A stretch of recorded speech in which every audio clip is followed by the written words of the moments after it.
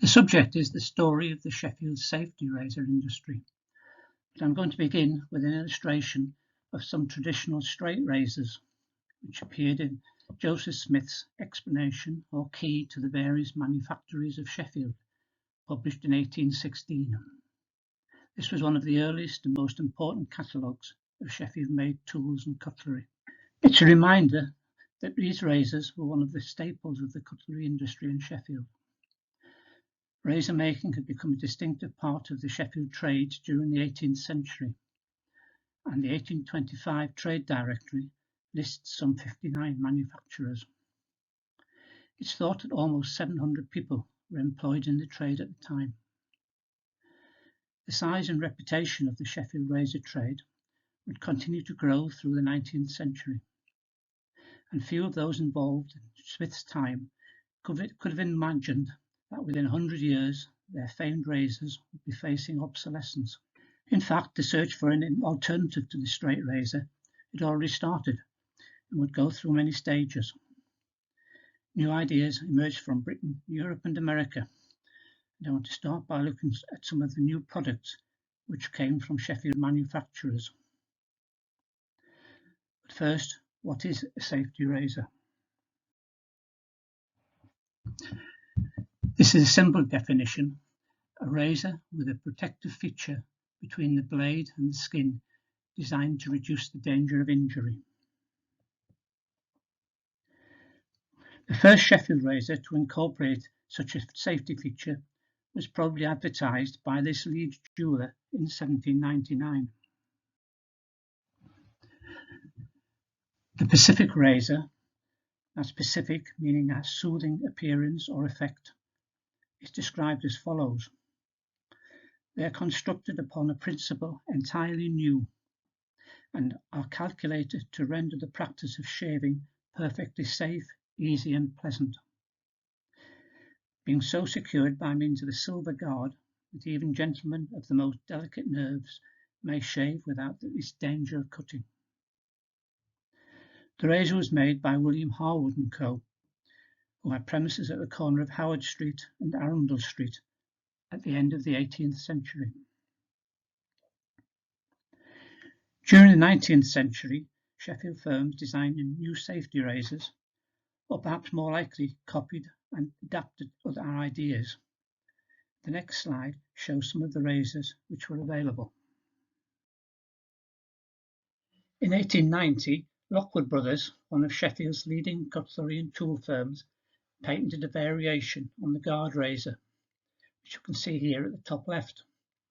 In this case, the single-edge hollow ground blade is protected by metal guards, which engage with pins on each side of the blade. Below that is the triple-action guard razor, patented by Brooks and Crooks of Atlantic Works, Upper St. Philip's Road, in 1889. This was a development of the razor invented by William Henson in 1847, which for the first time attached the blade at right angles to the handle. This earned it the nickname the hoe. The razor shown here could be used as either a conventional straight blade or in the hoe style. On the right is an advertisement for John Watt's razors. Watts was a cutlery firm which had its origins in the 18th century, and it produced a number of razors which were mainly copies of other designs. In the centre is a razor made from a single piece of sheet metal, to which is fixed a single-edge blade. This is a copy from John Monks's 1874 patent, which was given the nickname pig scraper, after being described as intended for shaving the beard, but may be employed for trimming the hair or removing the same from the skin of any animal. On the left of the advert is Watts' version of the American fox razor from the 1890s. This style, with a single-edge blade, was widely adopted at that time. The Mignon razor on the right has a design registration number dating from 1894, but its origins are not clear. It was advertised as the smallest razor in the world. And so we come to Gillette. Gillette is sometimes credited with the invention of the safety razor, but its real contribution was finding the way to mass produce the thin double-edged blade. Its first American patent was filed in 1901. If we look at these extracts from the patent, we can see some of the ideas behind his invention. He wanted to provide a razor which did away with the need for honing or stropping the blade. He would make the blade from a very thin sheet of steel, which would be fitted to a holder to give it rigid backing and support. The material for the blade would need to be thick enough to take a suitable edge, and he wanted to produce and sell the blades so cheaply that the user may buy them in quantities and throw them away when dull.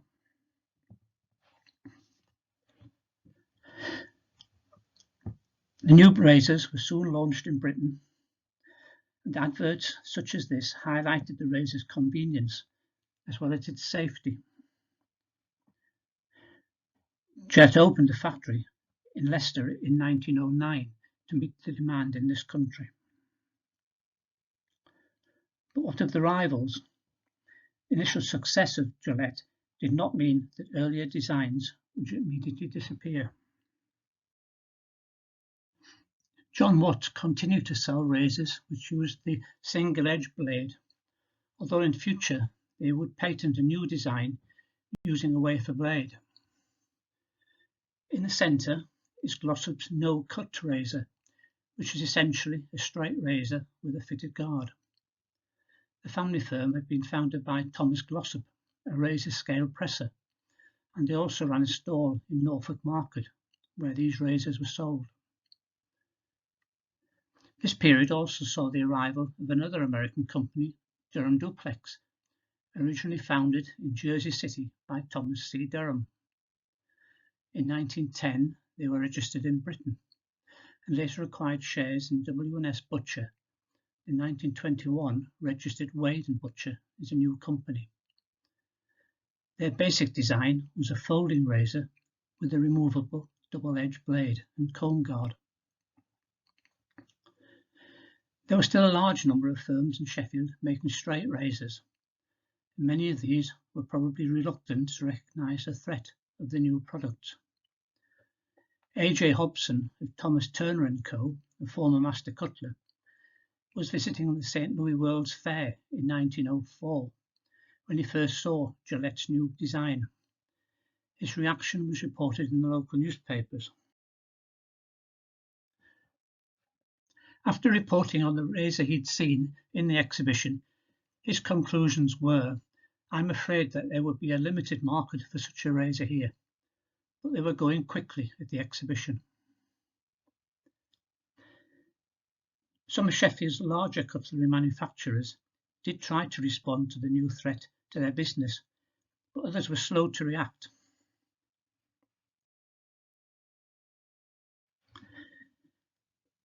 Some years later, this Turner's catalogue still included several pages of open razors, and only very limited space was devoted to the new safety razor blades. By the First World War, it was evident that the razor of the future would be based on Gillette's design. In this period, the safety razor blades seen in Sheffield were likely to be imported from America or Germany, or later from the Gillette's new factory in Leicester. The first blade manufacturers in Sheffield appeared just before or during the war. From this point, Sheffield was a centre of blade production rather than of razor holders. However, the sector was complicated. Some were new startups, while others were established companies seeking to diversify. Some companies only made blades. Some also produced or sold blade holders so they could offer complete sets. Some had strong brand identity. Others only made blades for the trade. And Sheffield made hundreds, if not thousands, of different razor blade brands for manufacturers, wholesalers, and retailers. Like other sectors of the cutlery and tool trades, it's often impossible to find out who made what. So who was the first to produce blades made in Sheffield? We don't know, but Mitchell and Burrell may have been among the first. In fact, Robert Mitchell and Edgar Burrell knew each other. Robert Mitchell worked for John Watts as their chief engineer, but he also began working on his own behalf with his friend Burrell, and they set up business together in 1915. The partnership soon split and Burrell carried on, but in January 1916, Mitchell found himself accused by his employers of using materials taken home from Watts and also of approaching their customers. He denied this, but in dispute with the employers, he left and set up his own business.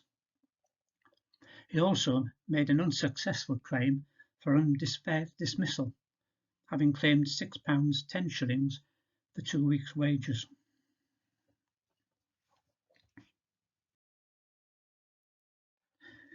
Another claim to be first might have come from George H. Lawrence.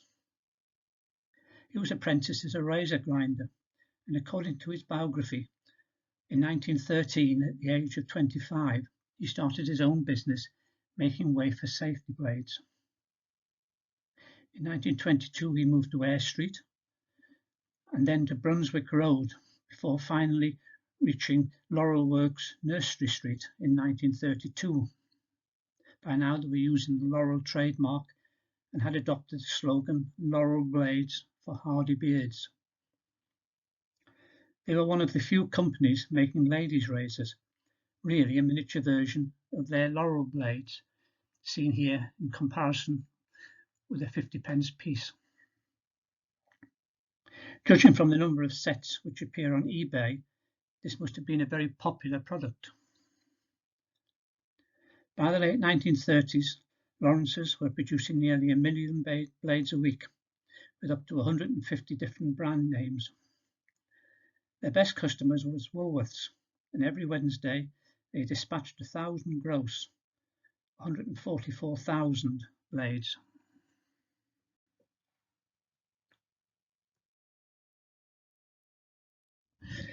W.R. Swan was started, like some of those already mentioned, by people with experience in the razor trade, but they were late entrants to the business. In 1917, Walter Swan was apprenticed as an engineer, and he became a fitter for a razor blade maker. However, his socialist beliefs and support for workers' rights apparently caused problems, and he moved to another manufacturer where he met Doris Fairweather. The company was set up in 1932, and in 1935 they moved to Bradfield Road, where it was continued to run on socialist ideals and claimed to the first manufacturer to introduce a 40-hour week in Sheffield.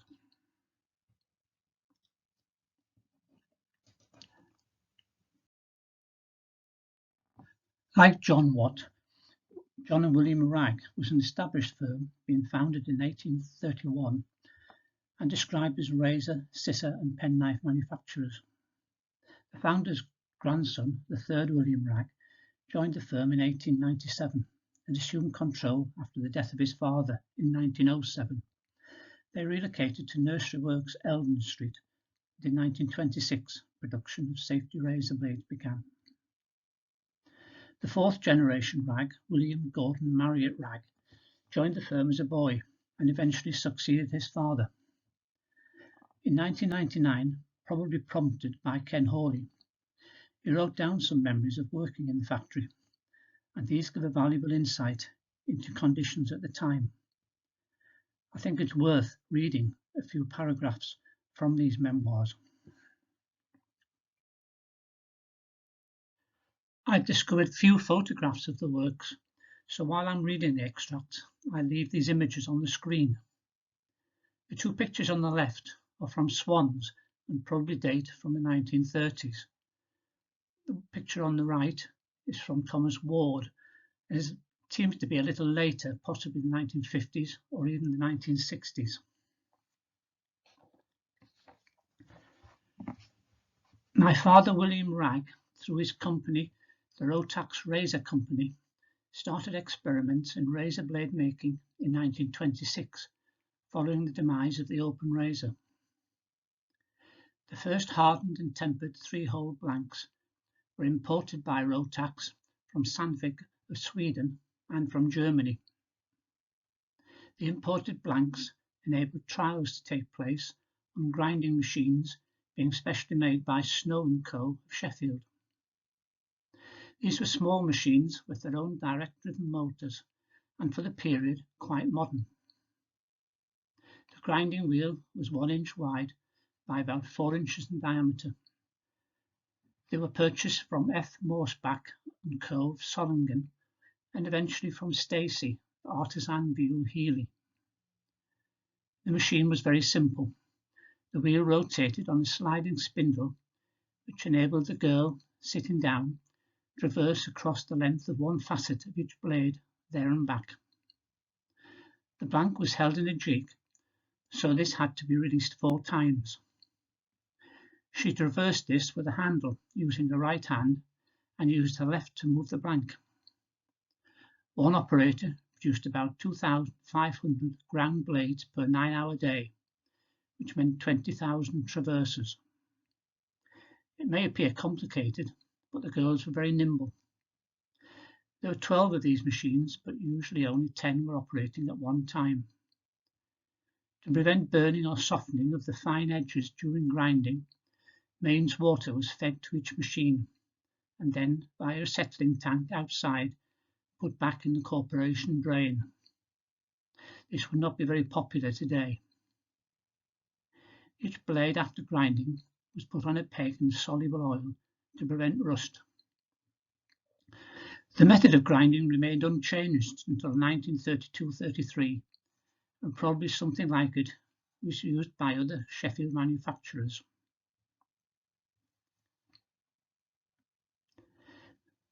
The next process is stropping the edges. Rotax decided that 3 operations were necessary, each with 1 operator. The machine was simple and made by Rotax by a local engineer, of which there are numerous ingenious characters in Sheffield. The wooden wheel was about 3 inches long by 4 inches diameter and covered with a medium hardness leather on which was applied a fine emery compo. The girl had to strop each facet, and although there were 4, it was quicker process than grinding, and perhaps 3,500 per day was possible. The second strop was identical, except that a finer emery compo was used. The third strop used cloth dollies instead of leather-covered woods.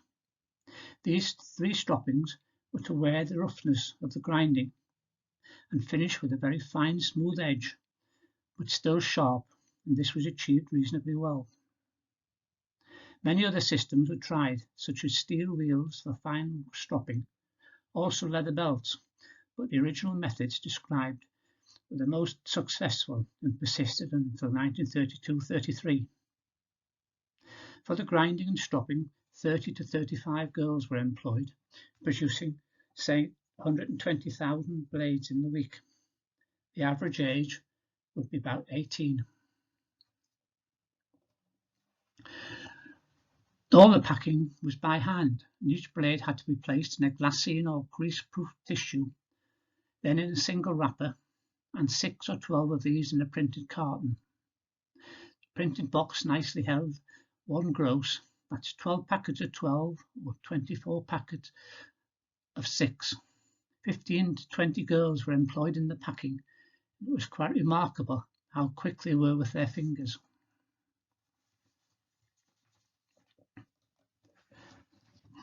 Inevitably, most of the research for these talks is done from secondary sources, and these extracts prove the value of first-hand accounts.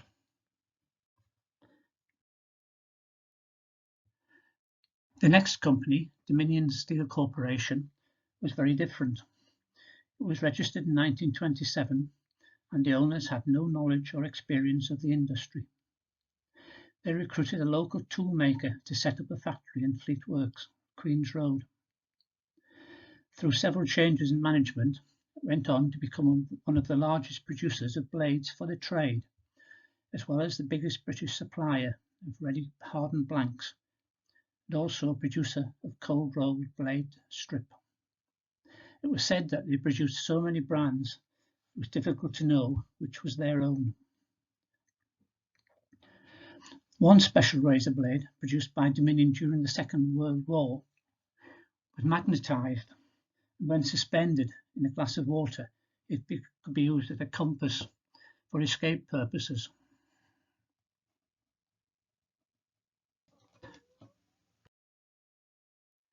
In contrast, James Neal was an established company formed in 1899 and known for its tools, especially hacksaws. It entered the razor market in 1924 when it bought the machinery originally used in Gillette's Leicester factory, but it said that it was 3 years before the blades reached the required standard. Their blades were widely regarded as the finest produced in Sheffield, and the red ring razor was manufactured to similar high standards, being turned from solid brass with magnetic pickup and micrometer adjustment.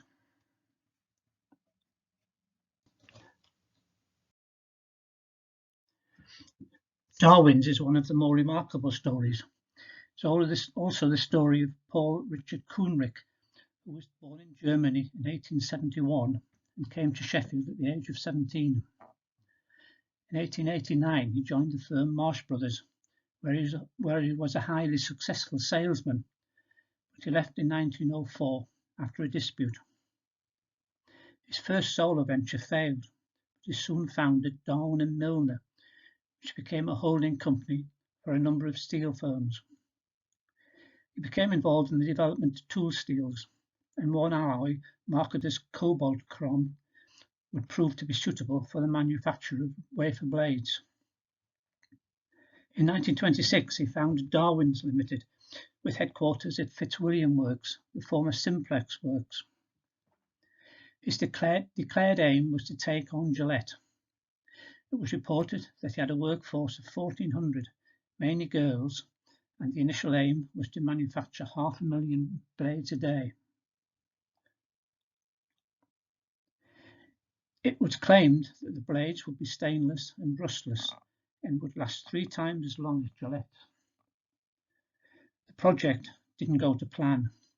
Financial problems and the impact of the general strike led to bankruptcy in 1927, but a reorganisation and eventual restructuring allowed the company to survive.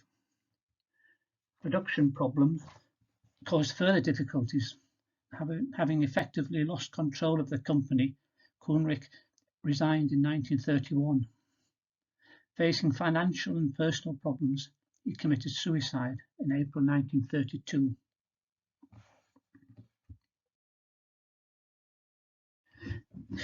This may have effectively ended blade production at Darwin's, who saw greater potential in the demand for magnet steels.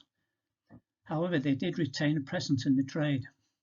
This razor, bearing Darwin patents granted in 1933 and 1934, uses a single-edge hollow ground blade, and the holder is fitted in a metal case with stropping and honing surfaces. The mechanism is similar to the Rolls razor.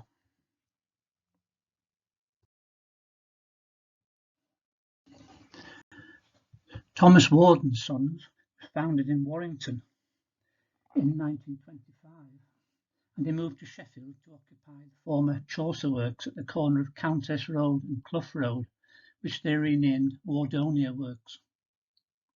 The firm was described as cutlery, electroplate and razor blade manufacturers, but Nigel Sharp, a Wardonia collector, suggests that they made little of their range and bought most of it in for finishing or assembly.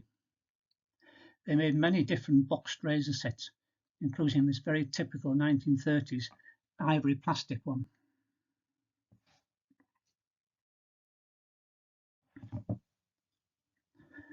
Free gifts or special offers from manufacturers were often designed to promote the sale of blade holders, which would then only accept their own brand of blades. Minor changes to designs were sometimes needed for technical reasons, but others were a marketing ploy. Competitors usually responded quickly with a redesign of their own. Wards were noted for its extensive advertising and marketing, and Wardonia may have been the best known of the Sheffield brands. They exhibited at major trade fairs, including the British Industries Fair, Olympia. Their advertising in places such as football programmes reached a mass audience, and point-of-sale displays attracted attention wherever the blades were sold. Before moving on, we need to mention the impact of the safety razor trade on other local industries which played a role in the supply chain, those supplying the steel and the printing and packaging trades. In 1904, Hobson mentioned that Gillette was using Jessup steel, but the early Sheffield manufacturers were more likely to be using strip or blanks imported from Germany or Sweden. Only a small number of local firms would go on to produce razor strip: Darwin's, Dominion Steel, Sanderson Brothers and Newbold, and Samuel Fox. Of these, Samuel Fox at Stocksbridge come to dominate the supply. They had experience of cold rolling strip from the 1850s, and from the 1930s were supplying most Sheffield manufacturers and others, including Gillette. This 1947, this daily van service delivered 20 tons to Gillette each week. The steel used for blanks was essentially the carbon steel developed for knives and straight razors, etc., and rust was said to be the bane of every maker's life, as well as being a problem for the customer. Several firms experimented with commercially available stainless steel before the war, and Darwin's produced their own composition, although they did experience many problems. It was only after the war that stainless started to be used successfully, and again most firms obtained their stainless strip from Stocksbridge.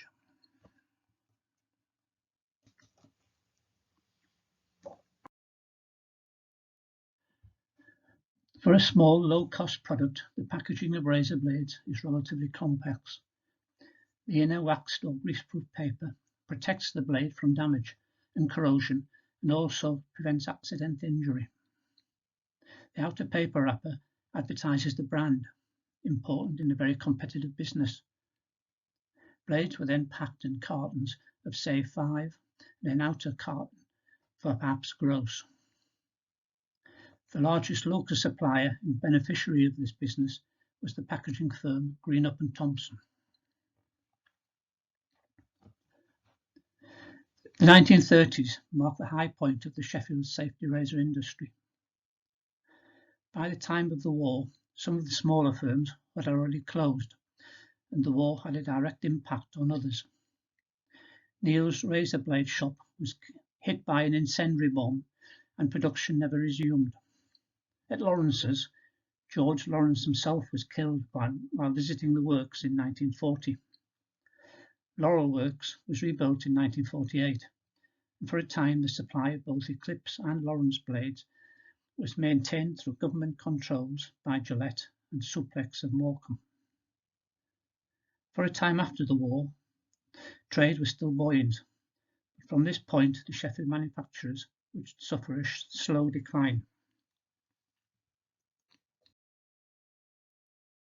The British Safety Razor and Blade Manufacturers Association was formed in Sheffield in the early 1930s. The pre-war records were lost during the war, but it was apparently created in an attempt to support local firms in their fight against competition. This 1946 membership list shows 34 members, including 20 from Sheffield, but also a number from outside the area. Ironically, the association now included rivals such as Gillette amongst the membership. Most of the firms we've mentioned are still in the trade, and there are a few others which we haven't had time to deal with: Stead, Wafer Razor, and Jewel Razor. Some firms only made blanks. Safety Razor Blanks, owned by Dominion, Tenure Steel Company, and Holster.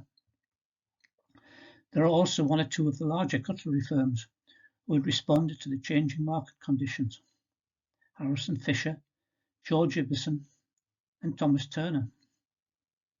From this point, most firms gradually moved out of the market for safety blades.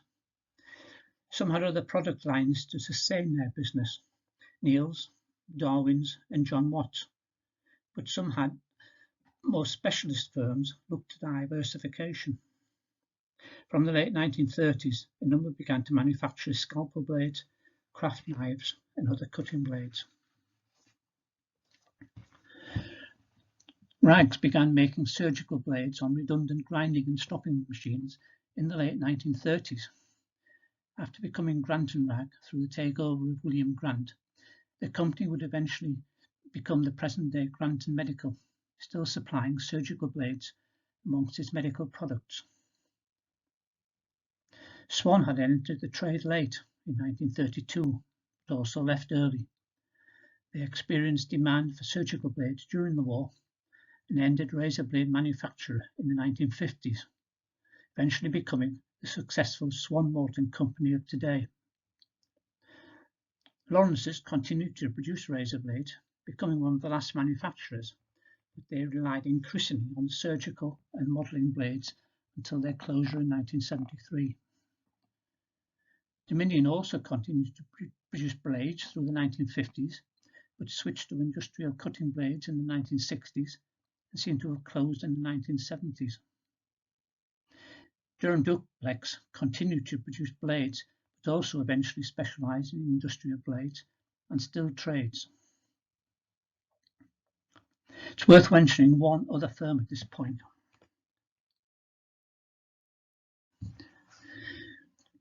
Jewel Safety Razor Company was established in 1929 by the Abbott family.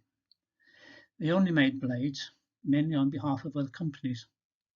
After the war, this continued, and Jewel are said to have been one of the first companies to make large-scale use of stainless steel when non-metallic coatings were introduced in the early 60s, and their super stainless blades appeared.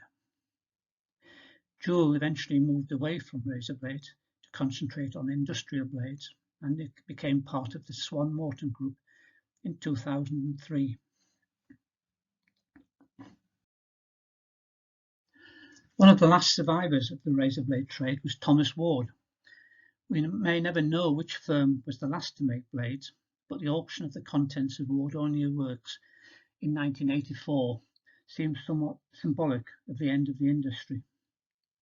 The company was wound up in 1984, but the son of one of the founders continued to trade as Wardonia Limited until 2000.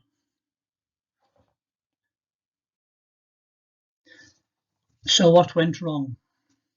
At first sight, Sheffield appeared to be ideally placed to establish a successful safety razor industry. It was established as one of the world's major centres for cutlery production with a skilled labour force. It also produced the raw material, the high-quality steel, and Sheffield was a leading manufacturer of straight razors and had even produced some of the early versions of the safety razor. Some blame has been attached to the conservatism of manufacturers, particularly some of the larger cutlery firms such as Rogers and Wustenholme. They were certainly slow to recognise the change in social habits, and traditional straight razors kept their dominant place in some catalogues at the expense of safety razors. However, the years were difficult for these companies, and many went out of business. And some did respond to the opportunities offered by the new products. George Ibbotson survived the Depression by combining traditional quality products with the new and marketed their own brands, as well as producing batches of blades for other customers. It seems more likely that the problems lay in the traditions and organisation of Sheffield industry.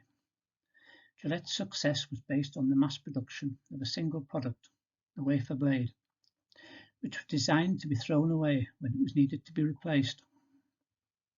Sales were promoted by large and well-resourced advertising and marketing campaigns, with special offers and free samples and aggressive price cutting. Sheffield had virtually no tradition of large-scale production. Some firms had introduced machinery, but the workforce was often resistant to change. Most products from the cutlery trades were still produced at least partly by hand, and working conditions and practices had not changed much.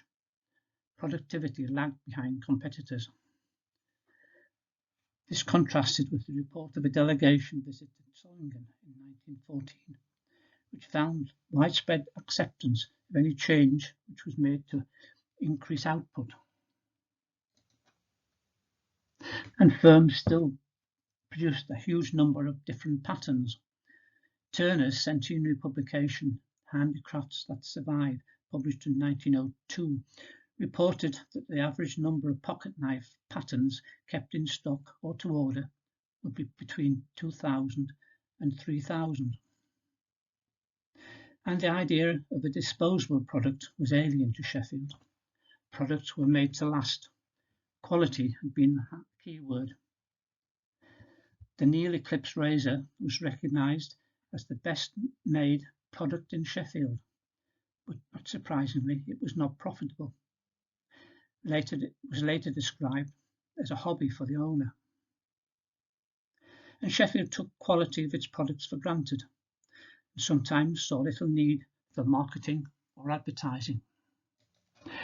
In the end, Sheffield probably couldn't compete with the scale and size of companies such as Gillette. This has been a partial history of the Sheffield safety razor industry. During its preparation, it's become obvious that there are other areas which need exploration. Things we haven't covered include developments in the manufacturing process and in materials, particularly the use of stainless steel for razor blades, and competition between companies, pricing policy, disputes over patents, and also the role of government regarding support for the industry, import controls, and the awarding of contracts.